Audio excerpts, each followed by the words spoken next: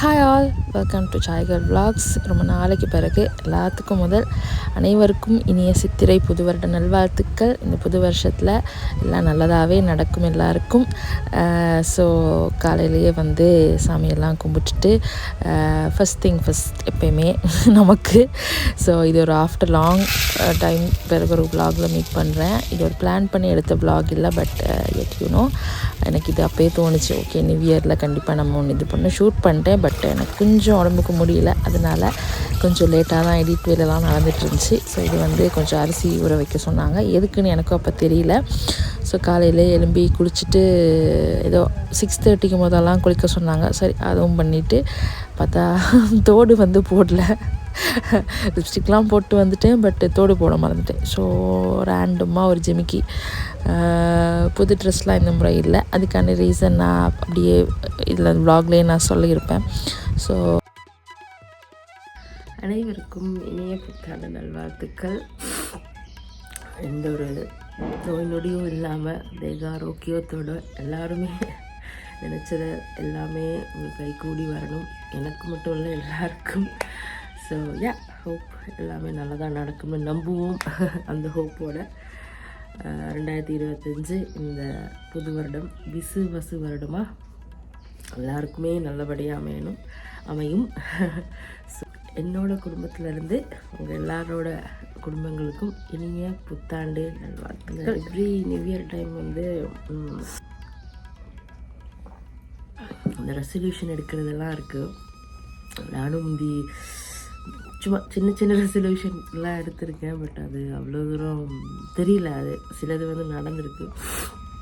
இப்போல்லாம் no resolution, just இதெல்லாம் பண்ணணும் அவ்வளோதான்.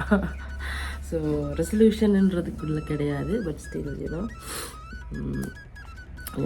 இந்த இயர் எங்கள் வீட்டில் பெரிய செலிப்ரேஷன் அப்படின்னு இல்லை. Since close circle people knows my அண்ணா இந்த மாதிரி இல்லை எங்களோட. ஸோ எனக்கு பெரிய செலிப்ரேஷன் மைண்ட் ஒன்றும் இல்லை. ஸோ கோயில் போகணும் அவ்வளோதான் நினைக்கிறேன். ட்ரெஸ் எல்லாம் அப்படி பெரிய ஒரு மைண்ட் ஒன்று இருக்குல்ல. கோயில் போகணும், இனிதான் கோயிலுக்கு போகணும். ஏதோ 6:30க்கு இந்த விஷு புண்ணிய காலம் முடியுதுன்னு எழுப்பி குளித்தது. எனக்கு கிளம்போல இங்கே ஊருக்கு வந்த அன்னையிலேருந்து ஒரு புதுவிதமான ஒரு தடுமல் காய்ச்சல். அந்த கிளைமேட் சேஞ்சுக்கு எக்ஸ்ட்ரீம் ஹீட், இங்கே கொஞ்சம் ஓகே கிளைமேட், அண்ட் பண்ணி கொஞ்சம் அதில் செம்ம தடுமல்லாம் எனக்கு ப்ரீத் பண்ண முடியாத அளவுக்கு தடுமலும் ஒரு மாதிரி காய்ச்சல் வரப்போகுது, தட் அந்த மாதிரி ஒரு ஸ்டேஜ். ஸோ அதில் வேறு நீங்கள் நல்லா ஏர்லி மார்னிங் எழுப்பி குளிச்சிருக்கேன். சம்பவம் சிறப்பாக இருக்கும், பட் தட்ஸ் ஓகே. செம்ம குளிர், ஆக்சுவலி செம்ம குளிர்.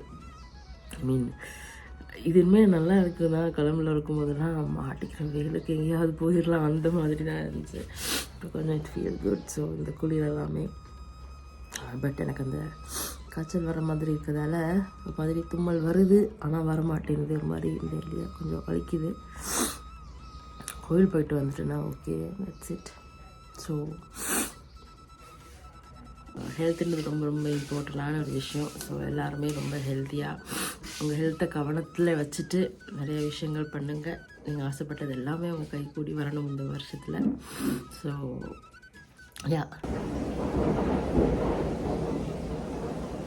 அடுத்து கோவில் போகணும். கோவில் பூசை தொடங்கிடும்னு நினைக்கிறேன். இங்கே அந்த டைம் வந்துடுச்சுன்னு நினைக்கிறேன். நம்மளோட சகோதர மொழி அவங்களோட அந்த அடுப்பு பற்ற வைக்கிற நல்ல நேரம் வந்துடுச்சுன்னு நினைக்கிறேன். ஸோ கிளாஸெல்லாம் போட்டு ஒரே வெயிட் ஆச்சு.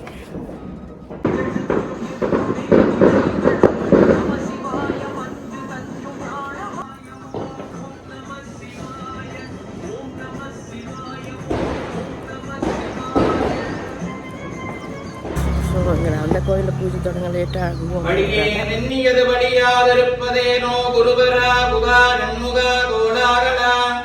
சாந்துணை போதும் வரவாதவர்க்கு ஒரு தாழ்வும் இல்லையே வெற்றிவேல் முருகனுக்கு ஸோ திருப்தியாக ஒரு பூஜை காலையிலே. இந்த முறை நான் முருகன் கூப்பிட்ருக்காருன்னு நினச்சிட்டு ஃபஸ்ட்டு முருகன் கோவில் போயிட்டு வந்துட்டு அப்புறம் அம்மன் கோவிலுக்கும் போயிட்டு வந்துச்சு. செம்ம பசி. அப்போயே ஒரு டைம் 9:30 ஆயிடுச்சு.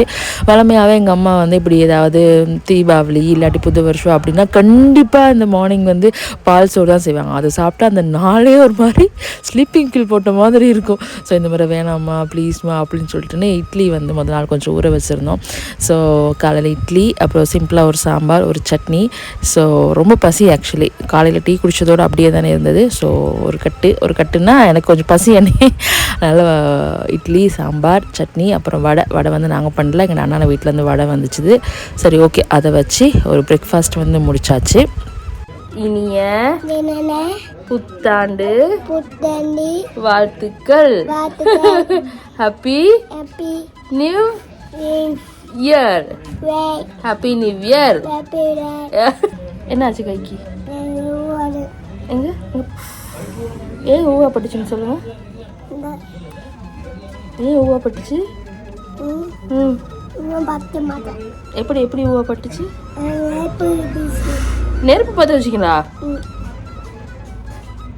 இதுக்கு அடித்தான் தம்பி போடணும். மருந்து கட்டியிருக்கீங்களோ பாப்பா? என்ன வச்சுட்டு கட்டியிருக்கீங்க நீங்கள்? மருந்து கட்டியிருக்கீங்களா? வலிக்குதா? பாவப்பா புள்ள. ஹாஸ்பிட்டல் போமா? ஆம்புலன்ஸில் போவோம். ஆம்புலன்ஸில் கூட்டிகிட்டு போகிறேன். பயமா? அப்போ நீங்கள் தானே இப்போ நெருப்பு எடுத்துருக்கீங்க. நெருப்பு எடுக்க பயம் இல்லையா? பாய் சொல்லுவோம். பாய். மற்ற கையில் பாய் காட்டுங்க. பாய். அடுத்து வந்து எனக்கு ஒரு விஷயம் சொல்லணும். ஐ மீன் இது எல்லாருக்கும் தெரிஞ்சது தான். பட் ஸ்டில் நான் சொல்கிற விஷயம் வந்து ஹெல்த்தை பார்த்துக்கோங்க. அது ரொம்ப பெரிய ஒரு அசட், ரொம்ப பெரிய ஒரு பிளெஸ்ஸிங் நமக்கு. ஆனால் இப்போ இருக்கிற டைமில் நிறைய பேர் கண்டுக்கிறதில்ல, இன்க்ளூடிங் நானும் தான். பட் எனக்கு தெரில, ஒருத்தவங்க வந்து நீங்கள் யாராவது வந்து ஒரு ஹாஸ்பிட்டலில் இருக்க ஒரு ஆள்கிட்ட போயிட்டு, ரொம்ப நாள் ஒரு பெட் பேஷண்ட்டாக இருக்க ஒரு ஆள்கிட்ட போயிட்டு உங்களுக்கு இப்போ என்ன கிடைச்சா நல்லா இருக்கும்னு கேட்டால் அவங்க ஒன்று தான் சொல்லுவாங்க, எனக்கு இந்த ஹாஸ்பிட்டல் பெட்லேருந்து வெளியில் போனால் போதும் அப்படின்னு சொல்லுவாங்க.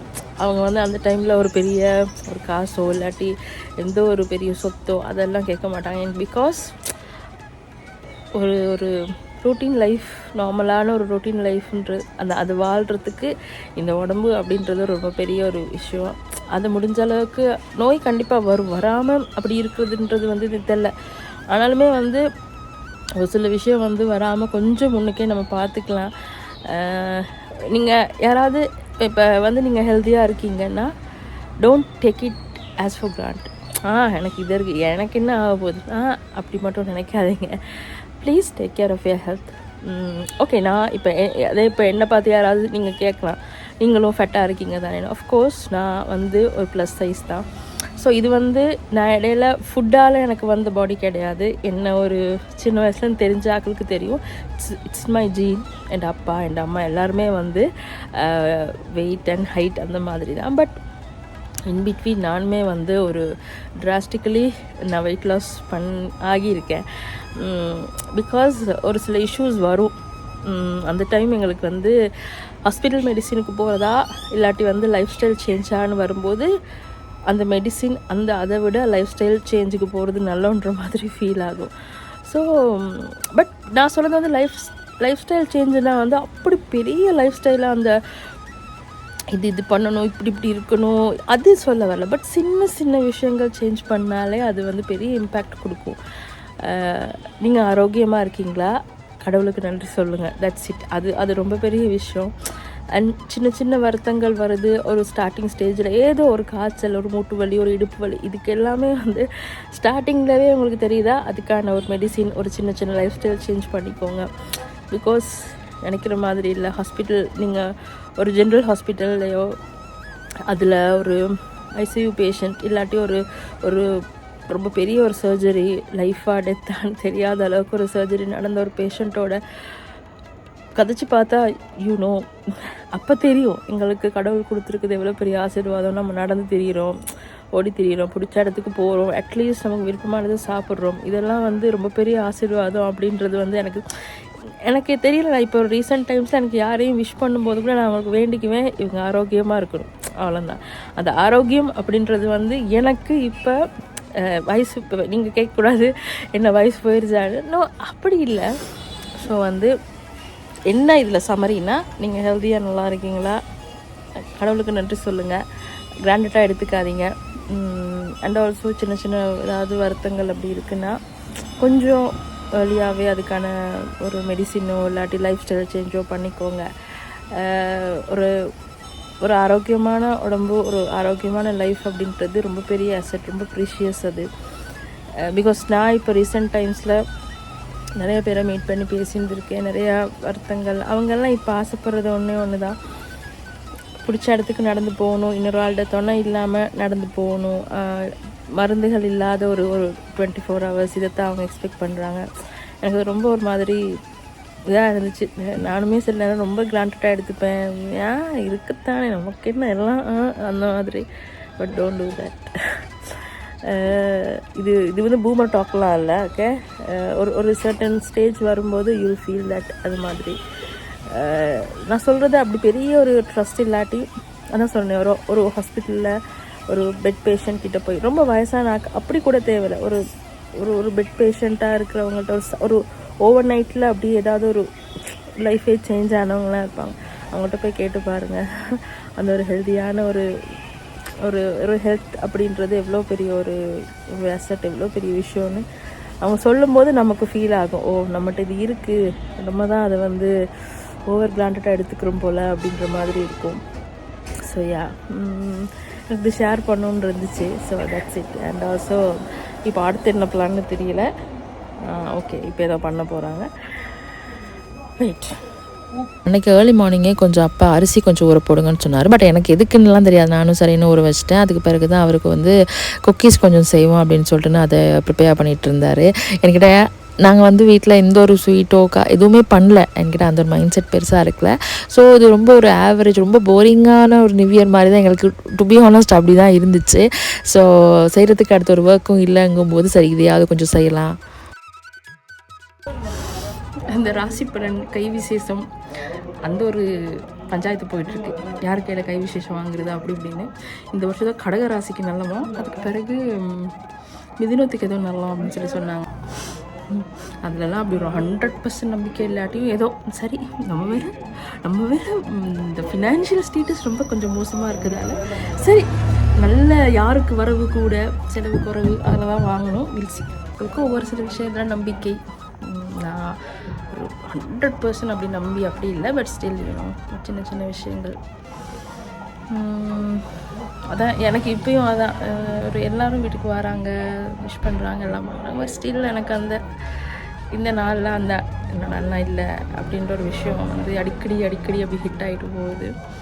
I'm trying to be normal. ஆக்சுவலாக கோ த்ரூ பண்ணணும், ஃபேஸ் பண்ணணும், இது சரியாக ஹேண்டில் பண்ணணும். ஸ்டில்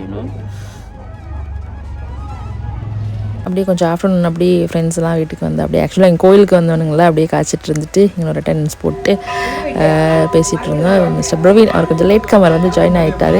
இவனுங்கெல்லாம் மேட்ச் விளையாட போகிறேன்னு சொல்லிட்டுன்னு தான் வந்தானுங்க. அப்போ அந்த வெட்ட வெயிலில் நமக்கு எங்கள் கிரவுண்டுக்கெலாம் போகிறதுன்னு அப்படியே கொஞ்சம் கழிச்சிட்டு இருந்துட்டு கொஞ்சம் ஃபோட்டோஸ்லாம் எடுத்துகிட்டு அப்படியே கிளம்பியாச்சு. அவனுங்க கிளம்பிட்டானுங்க. அவங்க அப்படியே அங்கால கிளம்புனதுமே நானும் வந்து ட்ரெஸ்லாம் சேஞ்ச் பண்ணிட்டு கொஞ்சம் அப்படியே படுத்துட்டேன். கொஞ்சம் டயர்டும் தான். பார்த்தா செம்ம மழை. ஆக்சுவலி நான் மழை சத்தத்துக்கு தான் வந்து என்னடா இவ்வளோ சத்தமாக இருக்குன்னு எழுப்பி பார்த்தா இப்படி மழை. அதுக்கு பிறகு என்ன பண்ணுறது, சுகம்தான், சும்மாவே சுமாராக தான் போயிட்டு இருந்துச்சு. இப்படி மழை அடிச்சுக்கிட்டுனா என்ன பண்ணுறது அடுத்து. சரி ஓகே அப்படின்ட்டு கொஞ்சம் நேரம் அங்கால இங்கேயால அப்படியே வீட்டுக்குள்ளே உலாவிட்டு இருந்துட்டு கொஞ்சம் ஃபோன் பார்த்துட்டு இன்ஸ்டா அது இதெல்லாம் பார்த்துட்டு எடுத்த ஃபோட்டோஸ்லாம் கொஞ்சம் எடிட் பண்ணி அதெல்லாம் வேலை பார்த்துட்டு அப்புறம் என்ன அந்த டைமே ஒரு ஈவினிங் அப்படி ஆயிடுச்சு. அதுக்கு பிறகு சரி ஓகே டீயை குடிச்சிட வேண்டியதான் அப்படின்ட்டு டீ குடிச்சிட்டு கொஞ்சம் நேரம் எல்லோரும் பேசிகிட்டு இருந்தோம். என்ன தெரியும் தான், நம்ம ஃபேமிலியாக்கள் பேசினா என்ன சமகால அரசியல் பொருளாண்மை இதெல்லாமா பேச போகிறோம், அதெல்லாம் ஒன்றும் கிடையாது. ரெண்டமாக யார் வந்தா யார் வரல அப்படி இப்படிலாம் பேசிகிட்டு இருந்துட்டு சரி என்ன பண்ணலாம் அப்படின்னு யோசிச்சுட்டு இருந்துட்டு சரி ஒரு இடத்துக்கு கட்டாயம் போகணும், சரி அங்கேயாவது போயிட்டு வந்துடலாம், கொஞ்சம் மழை குறையட்டும் அப்படின்னு சொல்லிட்டுன்னு கொஞ்சம் மழை குறையிற வரைக்கும் இருந்து டீயெல்லாம் குடிச்சிட்டு அப்படியே கிளம்பினது தான். உண்மையாக கொஞ்சம் சோம்பலாக இருந்துச்சு. சரி ஓகே வீட்டிலேயே இருக்கிறதுக்கு அதையாவது பண்ணலான்னு சொல்லி கிளம்பியாச்சு.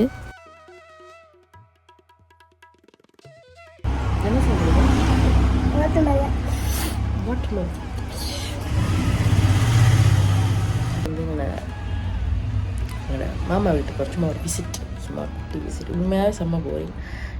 இன்றைக்கி வந்து மேட்ச் பார்க்கல ஆக்சுவலி, ஆனால் டிவி ஒர்க் பண்ணேன். ஸோ அது வேறு ஒரு மாதிரி மன வருத்தமாக இருக்குது. So it's okay, so fine. So அதனால் குட்டி ஒரு 15 minutes டிஸ்டன்ஸ் தான். ஸோ அங்கே போயிட்டு வரலாம் அப்படின்ட்டுன்னு சும்மா எந்த வாக்கில் அப்படியே போகிறது. ஸோ அங்கே போயிட்டு வந்து ஸோ மாமா வீட்டுக்கு போயிட்டு திருப்பி வீட்டுக்கு வரும்போதே ஒரு 10:30, 40 கிட்ட ஆயிடுச்சு. அவ்வளோ லேட் ஆயிடுச்சு. ஸோ ஒரு மாதிரி நியூ இயர் இப்படியே போச்சு. சிஎஸ்கே மேட்சோடு போச்சு. ஏதோ ஒரு சின்ன நம்பிக்கை தீப்பொறி கொடுத்துருக்கா அப்படி.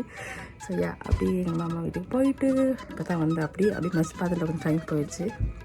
ஸோ நியூ இயர் இப்படி சுமாராக போச்சு. ரொம்ப ஸ்பெஷலாக சொல்கிறதுக்கு ஒன்றுமே இல்லை, ரொம்ப சுமாராக ஒரு நியூ இயர் தான். பட் இது எல்லாத்துக்குமே ரொம்ப ஹாப்பியான ஹெல்த்தியான நினச்சதெல்லாம் அவங்க நடக்கிற ஒரு நியூ இயராக எல்லாத்துக்கும் இருக்கும் நம்பிக்கை.